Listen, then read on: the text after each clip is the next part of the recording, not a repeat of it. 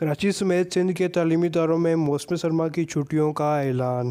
Secretary school education کی زیر صدارت محکمہ تعلیم کی اسٹیئرنگ کمیٹی کی ورکنگ کمیٹی کا اجلاس ہوا، جس میں کراچی سمیت سندھ بھر کے تعلیمی اداروں میں موسم سرما کی 15 روزہ تعطیلات کا اعلان کر دیا گیا ہے۔